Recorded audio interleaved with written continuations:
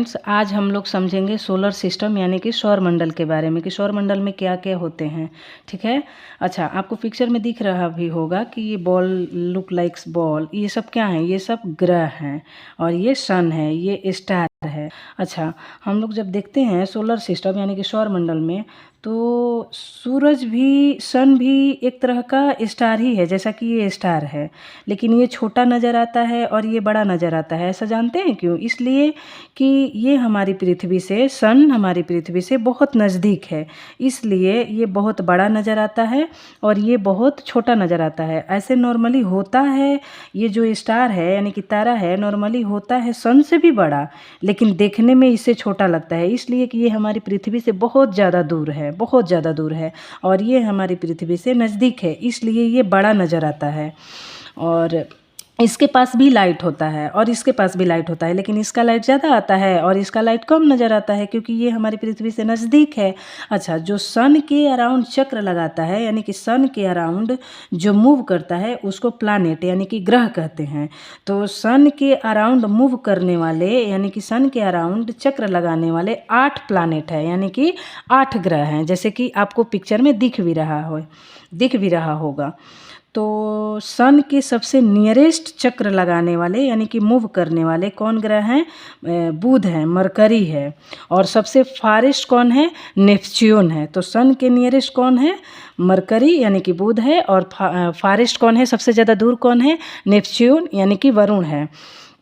तो ये जो सन के नज़दीक जो ये 4 ग्रह दिख रहे हैं ना, ये 4 ग्रह हैं जो कि रॉकी एंड स्मॉल होता है, साइज में भी स्मॉल होता है और रॉकी होता है। रॉकी मतलब कि वहाँ पे मिट्टी होता है, जैसे कि हमारे पृथ्वी पे मिट्टी होता है ना, वैसे ही लुक लाइक मिट्टी होता है ये 4 ग्रह पे।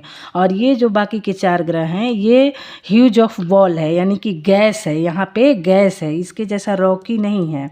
लेकिन यहाँ अर्थ के पास लाइफ पॉसिबल है, क्योंकि यहाँ पे एयर है, वाटर है, यानी कि हवा है, पानी है, इसलिए यहाँ पे ह्यूमन बीइंग्स भी रहते हैं, यहाँ पे लाइफ पॉसिबल है।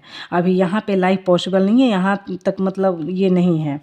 अच्छा, ये सबसे बता ही दिए कि सबसे स्मॉलेस्ट कौन है, सॉरी नियरेस्ट कौन है, या कौन सबसे फारेस्ट कौन है। अच्छा, अब ये देखेंगे कि सबसे स्मॉलेस्ट प्लैनेट यानी कि ग्रह कौन है और सबसे बिगेस्ट यानी कि सबसे बड़ा ग्रह कौन है। तो जो सन के पास सबसे पास है ना, मरकरी और बुध, ये सबसे स्मॉलेस्ट ग्रह है, यानी कि मरकरी, बुध सबसे स्मॉलेस्ट भी है और सबसे नियरेस्ट भी है सन के। और सबसे बिगेस्ट ग्रह ये 8 प्लैनेट में से यानी कि 8 ग्रहों में से सबसे बड़ा ग्रह जुपिटर है और सबसे छोटा बुध यानी कि मरकरी है।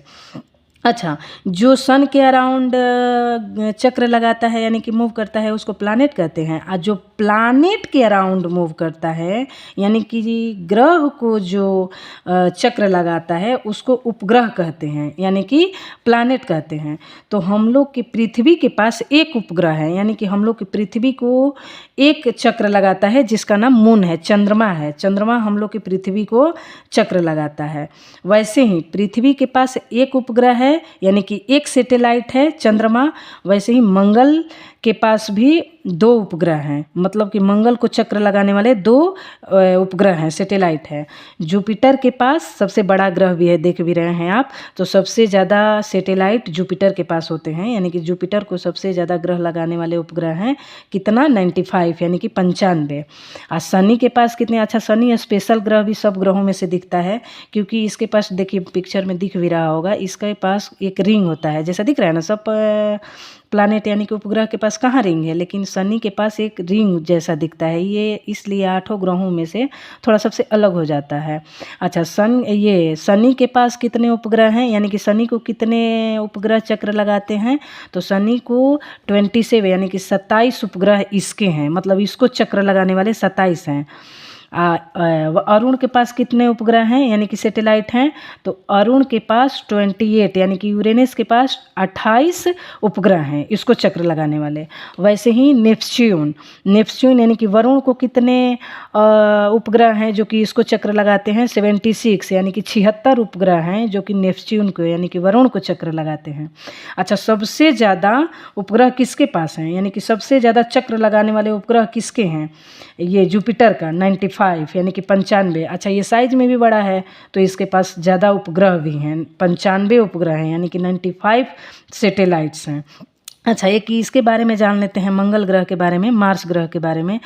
मार्स प्लैनेट जो है, मार्स ग्रह जो है, ये इसको रेड प्लैनेट भी बोलते हैं, मतलब कि लाल ग्रह भी बोलते हैं। क्यों? क्योंकि यहाँ आयरन बहुत ज़्यादा पाया जाता है, यानी कि यहाँ की जो मिट्टी है, यहाँ की मिट्टी में आयरन ज़्यादा पाया जाता है, यानी कि आयरन भी रेड कलर का होता है। तो यहाँ की मिट्टी में आयरन ज़्यादा पाया जाता है, इसके वजह से यहाँ की मिट्टी रेड है, इसके वजह से ये रेड दिखता है, इसलिए इसको रेड प्लैनेट यानी कि लाल ग्रह भी कहते हैं।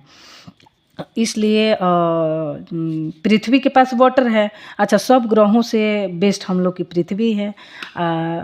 Thank you friends. इस वीडियो से यदि आपको समझ में ज़रा सा भी आया होगा तो इस वीडियो को लाइक करिएगा, सब्सक्राइब करिएगा, शेयर करिएगा।